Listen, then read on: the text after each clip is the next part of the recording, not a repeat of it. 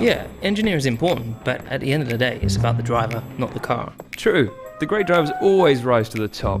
Wouldn't you agree, fellow world champion? Yeah, you could have put Senna on the lawnmower and he'd still find a way to win.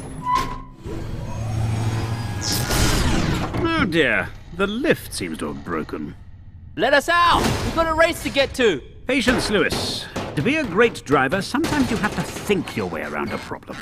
What do you know about driving? You may not know this, gentlemen, but I was a driver once. Uh-oh, he's going to tell us a story. Oh, yes, I had my shot at the championship. It was Brookwood in '62, but that year I was beaten to the title by a young German called von Richtmacher.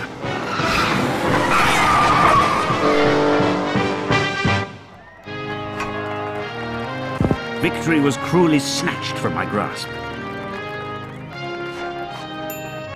Fascinating.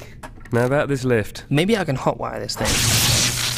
I know what you're thinking. I must have been bitterly disappointed, but I did have another shot at the title in 1975. Once again, I was foiled by von Richtmacher.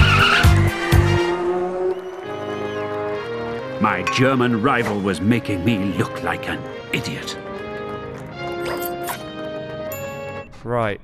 How you doing, Lewis? Not happening, man. I ain't gonna fit through this hole.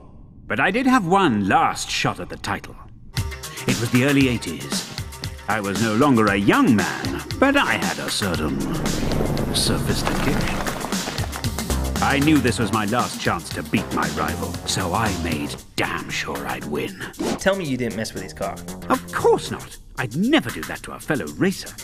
But let's just say he had a little trouble getting to the race. He got stuck in a lift. With a little help.